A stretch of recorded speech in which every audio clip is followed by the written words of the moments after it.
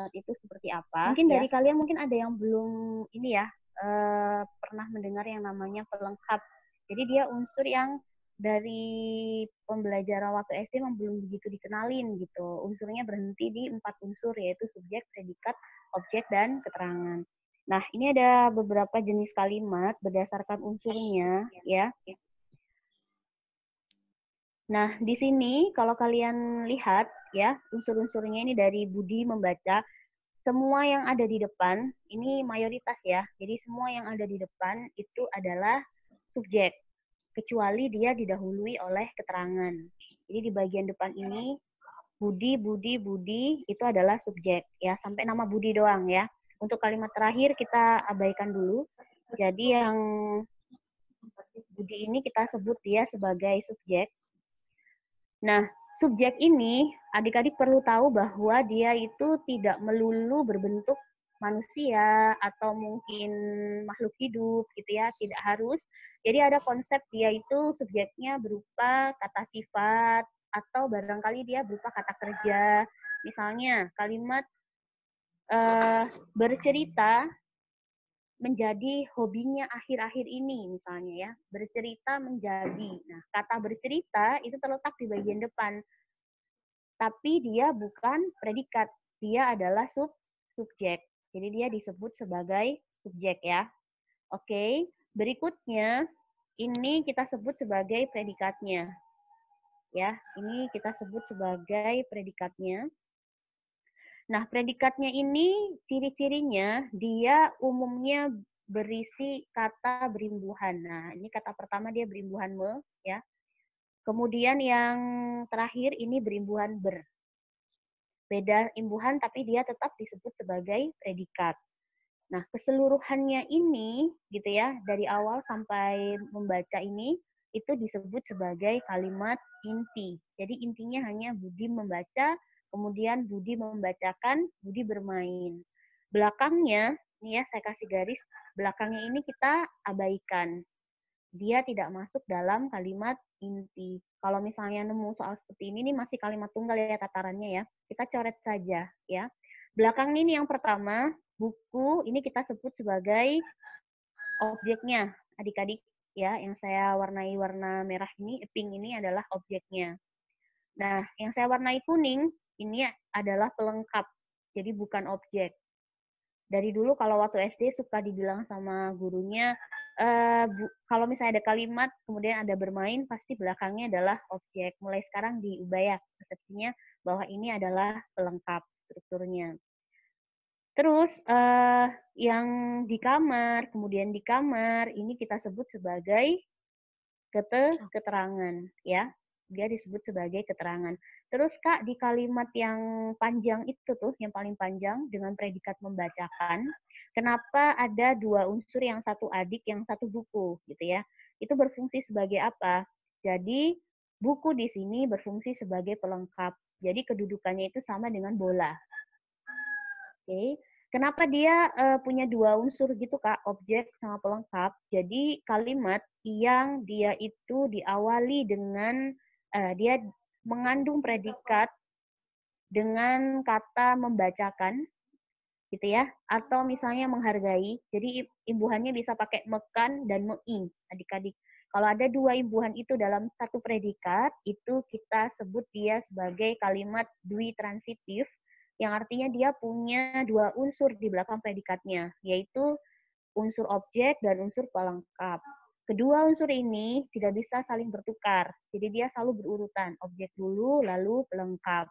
Jadi nggak bisa pelengkap dulu baru objek, nggak bisa, ya. Oke, ini kalimat dwi transitif. Kalimat yang pertama, Budi membaca buku, Budi membaca buku di kamar, gitu ya. Itu kita sebut sebagai kalimat transitif, ya. Jadi dia bisa dipasifkan. Sedangkan Budi bermain bola itu kalimat intransitif.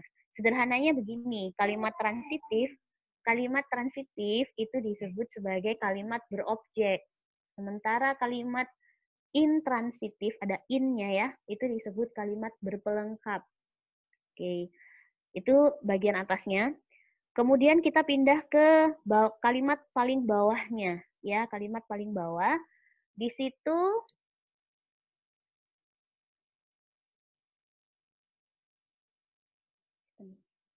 Oke, di situ ada kalimat yang diawali dengan tidak ada tanaman. Ya, tidak ada tanaman.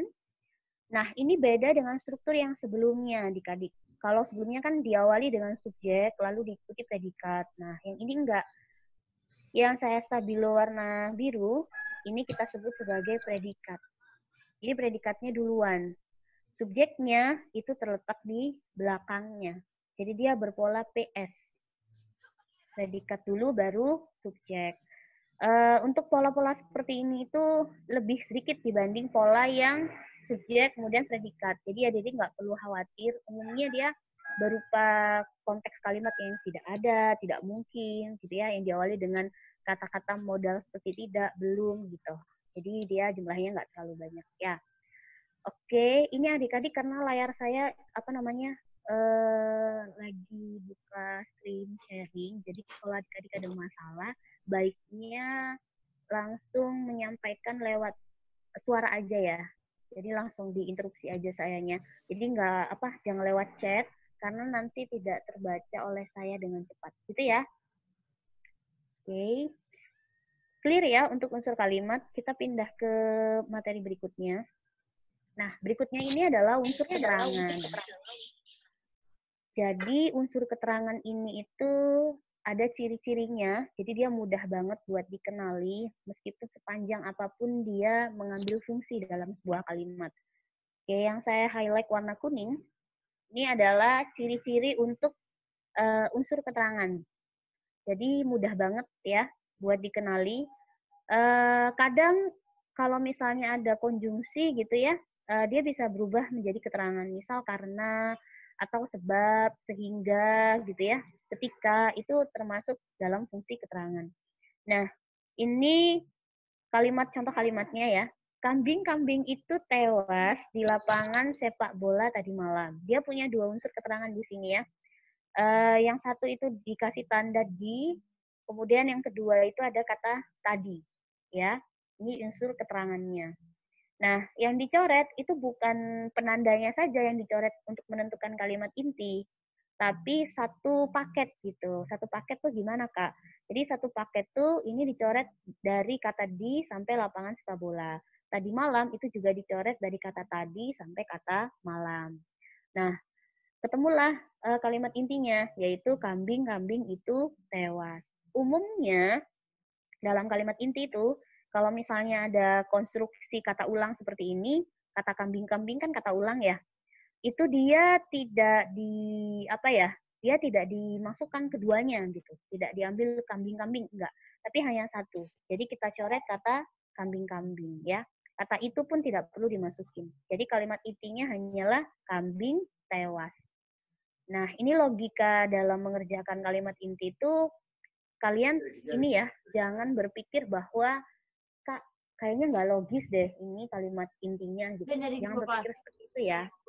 Karena kalimat inti itu ya berangkat dari dua kata itu saja gitu. Lalu orang menambahkan keterangan waktu, menambahkan yang lain gitu. Jadi itu unsur-unsur di belakangnya. Sorry. Oke, berikutnya kita pindah ke ini ya, objek sama pelengkap. Ini dua unsur yang tadi. Objek sama pelengkap ya, itu sangatlah berbeda kedudukannya.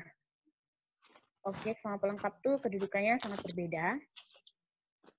Kalau misalnya objek, itu dia punya ciri hanya satu saja adik-adik. Jadi dia cirinya mudah banget dikenali. Sedangkan pelengkap dia punya ciri yang cukup banyak. Untuk objek, ini dia punya apa ya, kayak sama gitu loh. Dia pakai imbuhan me, di sini juga imbuhan me. Gitu. Jadi sama. Terus yang membedakan suaranya nggak jelas. Oh, nggak jelas ya? Kurang jelas ya? Oke. Saya ulang lagi ya. Sudah jelas ini? Halo? Udah? Halo. Iya udah Kak. Oke. Jadi beda objek sama pelengkap itu kalian bisa cek dari predikatnya. Meskipun sama-sama imbuhan me, tapi yang membedakan di antara keduanya itu yang objek, yang belakangnya objek, itu predikatnya atau kalimatnya itu bisa dipasifin. Sedangkan yang belakangnya pelengkap, itu dia nggak bisa dipasifkan, ya. Oke, ini contohnya. Budi membeli, ini sama imbuhan me, ini juga imbuhan me. Budi membeli sayur, Budi menjadi pejabat. Sama-sama subjeknya Budi, tapi dua kalimat ini, satunya bisa pasif, yang satu lagi nggak bisa pasif. Oke, coba deh, coba saya mau panggil satu orang. Coba Melda, Melda mana lu? Dengar suara saya Melda? Halo Melda? Ya, Kak. Kalau Budi membeli sayur diubah jadi pasif, gimana Melda? Saya panggilnya Melda ya? Iya, Kak. Kalau diubah jadi pasif gimana? Budi Sayur membeli itu diberikan oleh Budi. Ya, sayur dibeli Budi. Oleh Gitu ya? Budi. Ya, sip. Tapi kalau Budi menjadi pejabat, gimana Melda? Dipasifin jadinya?